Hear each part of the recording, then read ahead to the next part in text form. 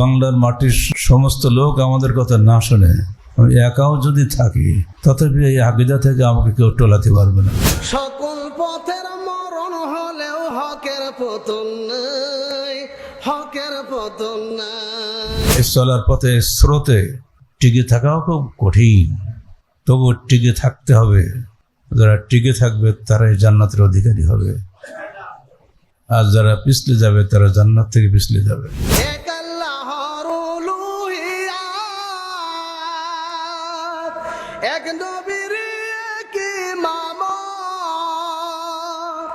আজকের বাংলাদেশের যে পরিস্থিতি, তাগুতের সাথে উলুহিয়াতের সংঘর্ষ চলছে। মাথার টুপি দিয়েও আপনি তাগুতের সঙ্গে আপোষ করছেন, বলে আপনার টুপি আমাকে আকর্ষণ করতে পারছে না। কায়েম করতে কোরআন সুন্নাহ কোশেছে নিরন্তর, ভয় করে না বুলেট বোমা ইমানি অন্তর। আহলে হাদিস আন্দোলনের পথ ছেড়ে দেব, তখন হাজারো পথ আমার চারিপাশ থেকে আপনাকে ঘিরে ধরবে, আপনি ঠেকাতে পারবেন না। এক নীতিতে আল্লাহর পথে ডাকে সর্বদাই, হকের পতন না। আহলে হাদিস আন্দোলন বাংলাদেশ, আসুন পবিত্র কুরআন ও সহিহ হাদিসের আলোকে জীবন গড়ি। আসসালামু আলাইকুম ওয়া রাহমাতুল্লাহি ওয়া বারাকাতুহু।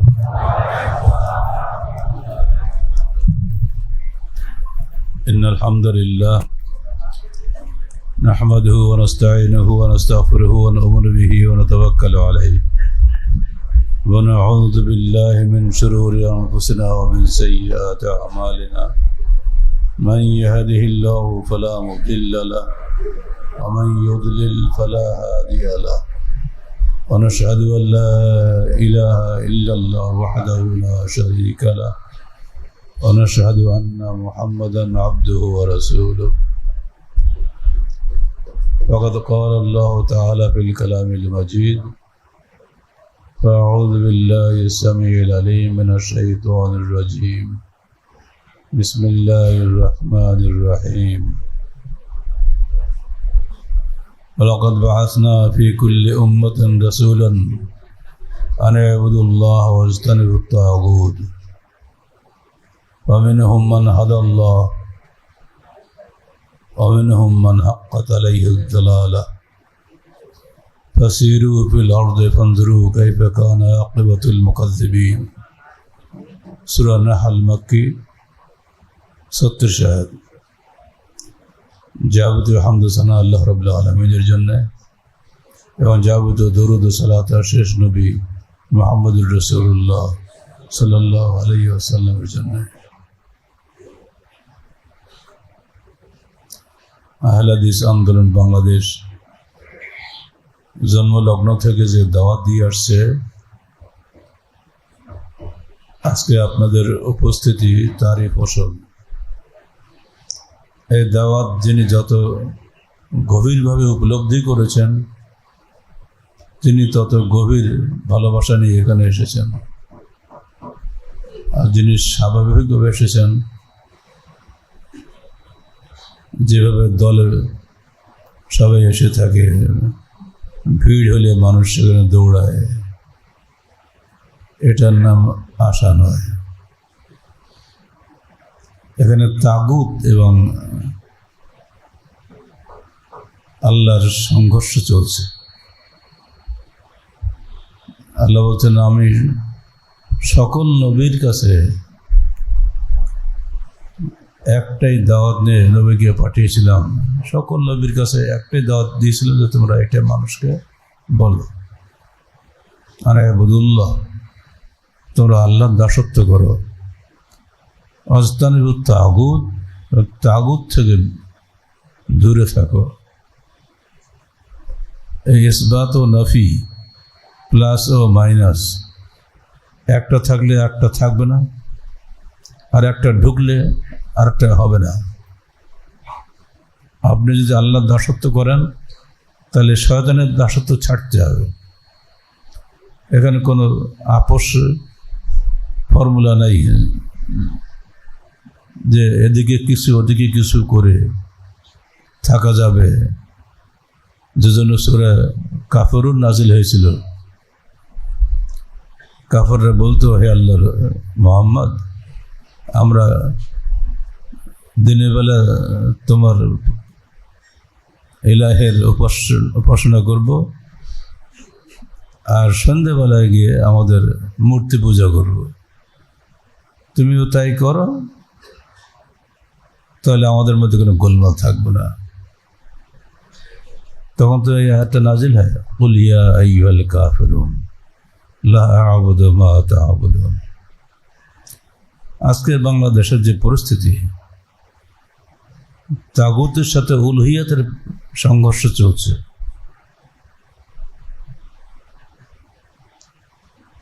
মাথার টুপি দিয়েও আপনি তাগুতের সঙ্গে আপোষ করছেন, বলে আপনার টুপি আমাকে আকর্ষণ করতে পারছে না। আপনাদেরও মাথার টুপি, ওই টুপি আর এই টুপির আসমান জমিনের ফারাক, এখন নেগেটিভ আর পজিটিভ। এই দারুল ইমারাতে মাত্র কিছুদিন আগে কেন্দ্রীয় 5 নেতা সহ 27 জনের বিরাট নেতৃবহর আমার কাছে এসেছিলেন। তাদেরকেও আমি একই কথা বলে দিয়েছিলাম, আপনাদের পথই আলাদা আর আমাদের পথ আলাদা, ওই পথের সঙ্গে এই পথ মিলবে না। বাংলাদেশের এই মাটিতে আল্লাহ পাক আমাদেরকে জন্ম দিয়েছেন, আমাদের একটা দায়িত্ব আছে। যদি বাংলার মাটির সমস্ত লোক আমাদের কথা না শোনে, আমি একাও যদি থাকি, তথাপি এই আকিদা থেকে আমাকে কেউ টলাতে পারবে না। এরা জেল খাটিয়েও দেখেছে কিছু করা যায় কি, লাভ হয়নি। বরং জেল খাটার শেষ দিকে যখন তাদের পক্ষ থেকে প্রস্তাব গেল যে আপনি ধর্মীয় ক্ষেত্রে আহলে হাদিস আন্দোলন আর রাজনৈতিক ক্ষেত্রে ইনসাফ পার্টি, এই প্রস্তাবটা মেনে নেন, আমি জবাবে বলেছিলাম, আল্লাহ পাক সূরা আহজাব 4 আয়াতে বলেছেন, মা জাআলা আল্লাহু কলবাইনি ফি জাওফিহি, মা জাআলা আল্লাহু রাজুলিন কলবাইনি ফি জাওফিহি। আল্লাহ পাক কোনো মানুষের পেটে 2টা কলব দেয়নি। এক কলবে আমি আহলে হাদিস আন্দোলন বাংলাদেশ, আর কলবে আমি ইনসাফ পার্টি, বা যে কোনো পার্টি। এই কথা বলে তাদেরকে আমি পিছিয়ে দিয়েছিলাম, নিরাশ করে দিয়েছিলাম। অবশেষে আমারই সংগঠনের সিনিয়র নায়েব আমির যে বলছে, আপনি যদি এটা মেনে না নেন তা আপনাকে সারা জীবন জেল কাটতে হবে। তাই বললাম, সারা জীবন জেলে থাকবো কিন্তু আদর্শচ্যুত হতে পারবো না। তার কিছুদিনের মধ্যে আমি বেরিয়ে এলাম। কেন্দ্রীয় কমান্ড তাদের বুঝে গেল যে এই লোকটা আর ফিরবে না, অত খামখা পারা যাবে না, বসে বসে ভাত খাওয়াই লাভ কি। এই নীতি আপনাদের থাকা উচিত না? যদি এই নীতির উপর টিকে থাকতে পারেন তাহলে কর্মী সম্মেলনে আসাটা আপনাদের সার্থক হবে। আর যদি দুদিল বান্দা হয়ে যান, না ঘরকা না ঘাটকা, তাহলে জিন্দগি ব্যর্থ হয়ে যাবে। 93 সালে আমি ঝিনাইদহ যাচ্ছিলাম, সাইকেল নাকি হুন্ডা ঠেলি, আমার সঙ্গে শেখ রফিক ছিল। প্রচুর কাদা, কাদা মানে শক্ত মাটির পরে বৃষ্টি পড়লে যে কাদাটুকু হয় ওই কাদা, স্লিপি রাস্তা। সে হোন্ডা ঠেলাও যায় না, খালি স্লিপ করে হাঁটাও যায় না, চড়াও যায় না, মহা বিপদ। সেখানে যে পৌঁছলাম তখন থেকে সেখানে একটা মসজিদ ভরা মানুষ, আলোচনা চলছে, দাওয়াত দিচ্ছেন, ইসলামী দল, মাথায় টুপি ভরা। আমি আর এক টুপি যে হাজির হলাম।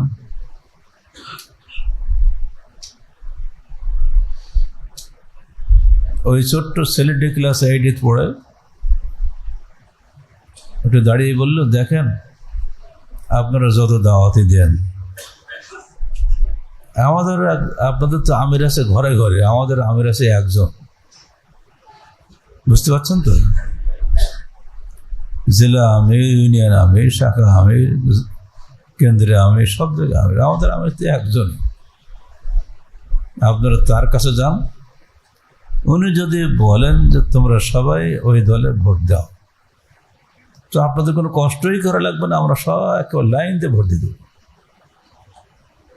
কথা ঠিক বলেনি? ও এখনো আমাদের সভাপতি জেলা। ওই পাগল বলে কি আমি বুড়ো হয়ে গেছি। তুই মরা পর্যন্ত বুড়ো হবি, এত সহজে বুড়ো হবি? আমি এখানে বুড়ো হইনি। এই ধরনের কর্মী যে আমাদের তৈরি হয়েছে সে 93 সালে, সেটা আপনাকে শুনিয়ে দিলাম। আজ থেকে সংগঠন আগায়নি, ধীরে ধীরে ধীরে ধীরে অন্যদের মধ্যে এটা এগিয়ে গেছে। এই আকীদাটা যেন আপনাদের থাকে, এটি আমার প্রথম আহ্বান। তাগুত এবং আল্লাহর সঙ্গে মিল হবে না, রাস্তা সম্পূর্ণ আলাদা। এটা ডাইনি, একটা বাম, কোনোদিন মিল নাই। আপনারা সবাই আমাদের সঙ্গে থাকেন বা না থাকেন, এটা কোনো বিষয় না। আজকে আসেন, কালকে নাই। আপনাদের যদি স্বার্থে ঘা লাগে, আপনিও থাকবেন নাকি? দুনিয়াবী স্বার্থে ঘা দিলে খুব কম লোকই টিকে থাকতে পারে।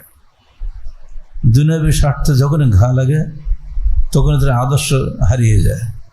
এটা কিন্তু না হয়, এটা আমার দাবি থাকলে আপনাদের কাছে। দুনিয়ার সংঘাত আসবেই, কোনো অবস্থায় যেন আদর্শের পরাজয় না ঘটে। আপনাদের কাছে এটি আমার প্রথম দাবি। দ্বিতীয় হলো, তাগুত এবং আল্লাহর রাস্তা চিনতে হবে। মিশকাতুল মাসাবিহের অনুবাদ ও ব্যাখ্যা চলছে আমাদের গতকাল পর্যন্ত, সন্ধ্যার আগ পর্যন্ত 206 আয়াত হয়েছে। আর কয়েকটা আয়াত হলে মিশকাতের কিতাবুল ঈমান ও কিতাবুল ইলম শেষ হয়ে যাবে। তার মধ্যে একটা হাদিস এত চমৎকার, প্রথম দিকে আল্লাহ রসুল কত করে যে মানুষকে বুঝাইছেন। আপনি এরপরেও কিন্তু একদল কাফের, একদল মুনাফিক ছিলেন আল্লাহ নবীর সঙ্গে। তিনি বুঝাচ্ছেন কত চমৎকার ভাবে। দেখো,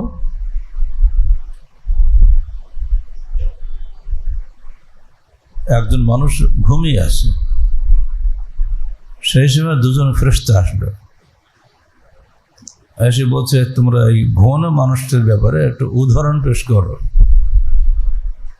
তো ফেরেশতা আর একজন বলছে ও তো ঘুমিয়ে আছে, উনিকে উদাহরণ পেশ করতে শুনতে পাবে না। জবাব দিচ্ছে ওনার চক্ষু ঘুমিয়ে আছে কিন্তু হৃদয়ে জাগ্রত। তাহলে উদাহরণটা বলেন। তাহলে বললেন, মনে করো একজন মানুষ ভোজ সভার আয়োজন করলো, আর একজনকে পাঠিয়ে দিল তোমরা ভোজ সভায় মানুষকে দাওয়াত করে ডেকে নিয়ে এসো, যে তোমরা সবাই ভোজ সভায় এসো। এখন যে ব্যক্তি ওই মানুষটার দাওয়াত কবুল করলো, সে ব্যক্তি ভোজ সভায় অংশগ্রহণ করলো এবং দাওয়াত খেল। আর যে ব্যক্তি দাওয়াত কবুল করলো না, বিশ্বাস করলো না, সে ভোজ সভায় অংশগ্রহণ করতে পারলো না, খেতেও পারল না। আর একজন মানুষ ওই দূর থেকে ডাকছে, দেখো তোমরা এই ভোজ সভায় আসতেছো, রাস্তার দুই দিকে কিন্তু মিরখাত, পর্দা ঝুলানো আছে, তোমরা ওলা তো আউভেজু, তোমরা আঁকা বাঁকা রাস্তায় যেও না, সোজা চলে আসো। ওয়ালা ওয়াজহিস সিরাত, সিরাতের মাস্তায়, আলা রাসিস সিরাত, রাস্তার মাথায় আরেকজন ফেরেশতা আছে, তিনি বারবার ডাকছেন তোমরা সোজা পথে এসো।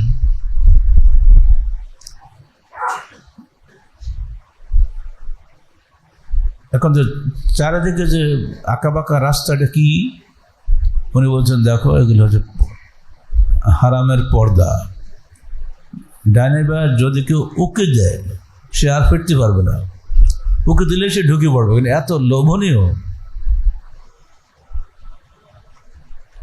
আর আল্লাহ রাসিসরাত, রাস্তার মাথা যিনি আছেন,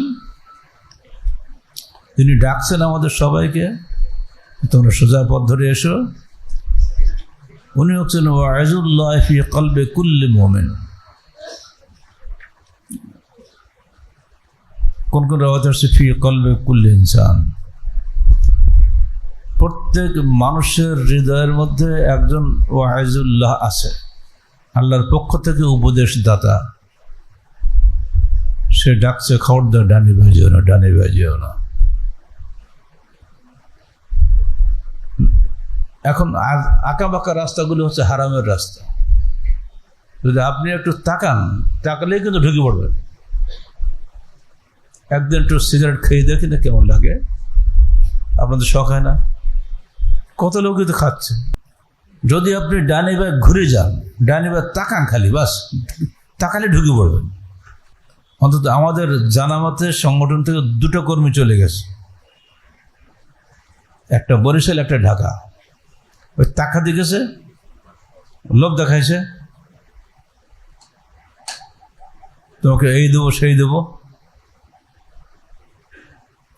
ভোটে দাঁড় করে দেবো, তুমি 1 চান্সে পাস করে যাবা, তখন তোমার অনেক কিছু হবে। এই লোভনীয় টোপে চলে গেছে। আপনার বাড়ির ছেলে নিজে, আপনার রক্তের সন্তান, সে যখন আপনাকে বাধ্য করছে, তখন আপনি কোন দিকে যাবেন? আপনার ঘরের স্ত্রী যদি আপনাকে বাধ্য করে, আপনি কোন দিকে যাবেন? অর্থাৎ স্ত্রী আপনার বিরুদ্ধে, মেয়ে আপনার বিরুদ্ধে, ছেলে আপনার বিরুদ্ধে, আপনি একাই আন্দোলনের বড় কর্মী। কতক্ষণ টিকবেন? এটা বাস্তব।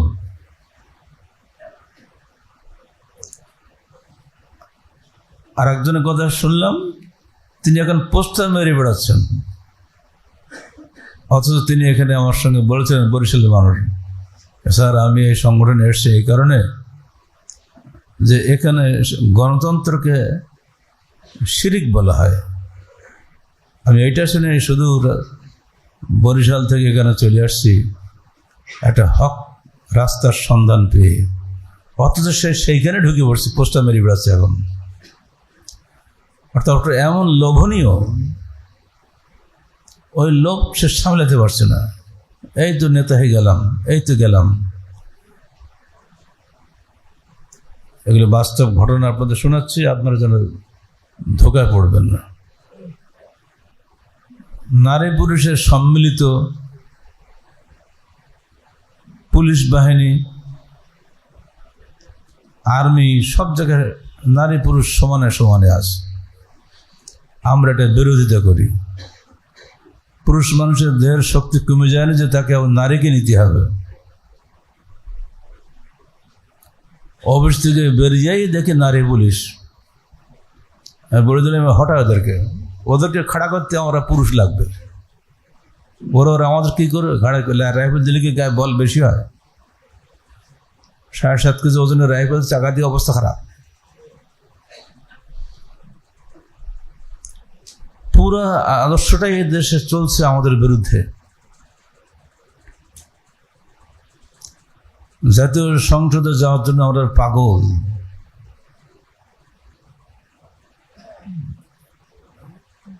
আমার কাছে টোপ দিচ্ছে, আহলে হাদিসের পক্ষ থেকে যদি 2জন এমপি থাকে, সেখানে যে আহলে হাদিসের কথাটা বলা যাবে। এবং তারা অত্যন্ত আন্তরিকতার সঙ্গে আমাকে প্রস্তাবটা দিয়েছিল। আমার নেতৃত্বে সব কিছু হবে, সে টোপও দিয়েছে।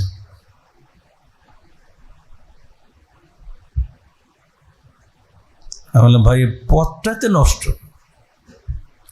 তুমি দুটো কথা বললে,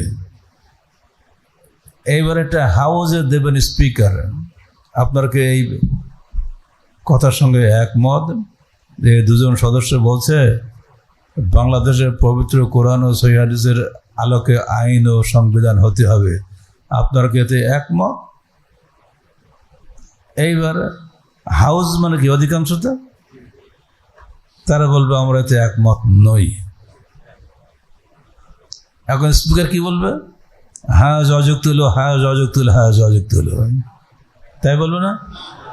আপনার দুইজনের ভোট মাঠা মারা গেল। এই কাজ করার জন্য আপনি যাবেন? সারা বছরে দুবার বা তিনবার হবে জাতীয় সংসদের বৈঠক, আর সারা জীবনটা আপনি এইবার হাজ অযুক্ত হলে পিছনে ঘুরে বেড়াবেন।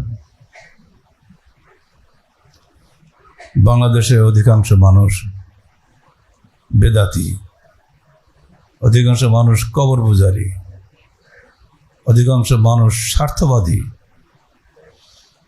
আর অধিকাংশ মানুষ অবুঝ। যেটা একটু আগে তো দেখলেন,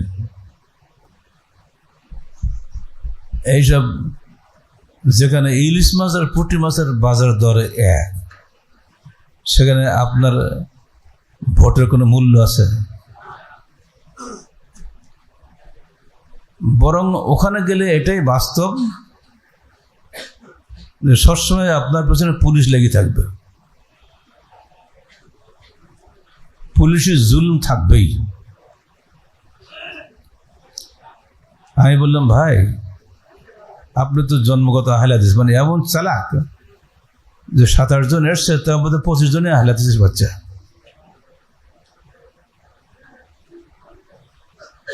তখন আপনি ছিলেন সাংগঠনিক সম্পাদক, তাই না? তখন আমি ছিলাম অ্যাসিস্ট্যান্ট সেক্রেটারি, তার তো আপনি আরো বড় পদে ছিলেন। আপনি আমার জন্য কি চেষ্টা করেছিলেন? আপনি আহলে হাদিসের বাচ্চা, আমিও আহলে হাদিসের বাচ্চা, আর কোনো কথা নেই। জন্মগত আহলে হাদিসই আমাদের সবচেয়ে বড় শত্রু, যারা কাজের বলে আমাদের ডাইরেক্ট বিরোধী। তারা মনে করে একটা মানুষকে ধরে মিথ্যা মামলা দিয়ে জেল খাটানো কোনো ব্যাপারই না, এটা তো নর্মাল ব্যাপার। বলছে স্যার আমি তো 3 বছর জেল খেটেছি। মানে খেলা? তুমি জেল খেটেছো, খেলা করতে পায়ে লাথি লাগবে না? তুমি আবাহনের প্লেয়ার আর হল মোহামেডানের প্লেয়ার, খেলার মাঠে নামলে পায়ে লাথি লাগবে না? অনেক সময় হাঁটু উল্টে যাবে, এটা তো স্বাভাবিক ব্যাপার। আমি তো তোমার সঙ্গে খেলতে নামিনি ওই ফালতু খেলায়। ক্ষমতায় আজকে তুমি এসো, কালকে আমি থাকবো, এতে পারা কি লাভ? ক্ষমতায় গেলেই বরং তাকে বেশি কৈফিয়ত দিতে হয় না? জনগণের কাছেও দিতে হবে, আল্লাহর কাছেও দিতে হবে। বরং ক্ষমতা না থেকে আমি যদি আপনাকে উপদেশ দাতার ভূমিকায় থাকি, ওই যে বললাম ওয়াইজুল্লাহ ফি কলবে কুল্লি মুসলিম, ওয়াইজ থাকবে প্রত্যেকটা মানুষের কলবে। যদি আমি আপনাকে সবসময় গাইড করি যে আপনি এই পথে না এই পথে চলেন, এইটা সোজা পথ, হাযা সিরাতি মুস্তাকিমান ফাত্তাবিউহু ওয়া লা তাত্তাবিউস সুবুলা ফাতাফাররাকু বিকুম আন সাবিলি, এটাই হলো সিরাত মুস্তাকিম। তার অনুসরণ করো তোমরা, অন্য পথগুলির অনুসরণ করো না, তাহলে তোমরা আল্লাহর পথ থেকে বিচ্ছিন্ন হয়ে যাবে। সূরা আল-আনআম 153 আয়াত। আমরা যখনই আহলে হাদিস আন্দোলনের পথ ছেড়ে দেব, তখন হাজারো পথ আমার চারিপাশ থেকে আপনাকে ঘিরে ধরবে, আপনি ঠেকাতে পারবেন না। আর যদি একটা পথে ঢুকে পড়েন, সেখানে গিয়ে যত দুনিয়াবি মুসিবত সব আপনার সামনে আসবে, আখিরাত তো আপনি হারাবেনই। যিনি বলছেন, তখন ডক্টর বাড়ি বেঁচে ছিলেন, আর এখন তিনি আমার আমলে এসেছেন, আমার আর তার বয়স খুব একটা পার্থক্য নেই। তো বললাম, সারা জীবন ধরে আপনি করলেনটা কি? একটা মন্ত্রী হতে পারলেন না, লাভটা কি? একটা এমপি হয়েছেন কোনো মতে শুনেছিলাম, সেই কোন মান্দাতার আমলে, আবারটা হওয়ার জন্য চেষ্টায় আছেন। ওনার এলাকায় গিয়েছে এক মসজিদে, কারণ মসজিদে পুঁজি সবার, টুপি দাঁড়িয়েওয়ালাদের কাজ কি? মসজিদ হওয়া লাগবে না? সেখানে যে বলেছে আমরা ডক্টর গালিবিকার গেছিলাম, এখন লোকেরা বলছে মুসলিম মসজিদ ভরা যেত, উনি ওই এলাকার এমপি ছিলেন, তো যে গালিব স্যার কি বলেছেন, তো উনি বলেছেন আপনারা আপনাদের কাজ করে যান, আমরা আমাদের কাজ করি। তো ঠিক তো বলছে, বলে সমস্ত মুসলি চলে গিয়ে মসজিদ থেকে, মসজিদ ফাঁকা, কি দাওয়াত দেবে? দেখা গেল তাদের মুখ দিয়ে আমাদের লোকদের মধ্যে কথা চলে আসছে, আমি কিন্তু ওই মসজিদ যাইনি। সাধারণ মানুষ কিন্তু বিষয়টা বুঝে গেছে। আমি খুব আনন্দিত হলাম যে সাধারণ মানুষ পর্যন্ত আজকাল অনেক সচেতন হয়ে গেছে। কারাগারে যে একটা ভালো কথা শুনে আসছি আমি, যেটা আমি ভুলতে পারি না। শেষের দিকে যখন প্রস্তাব আসলো যে আপনি যদি আমাদের ইনসাফ পার্টির প্রস্তাব না মেনে নেন তাহলে আপনার সারা জীবন জেল খেটতে হবে, তখন আমি আমার কারা সাথী, উনি তিনবারের এমপি, তাকে বললাম ভাই, উনিও জন্মগত হালাদিস, আমি বললাম ভাই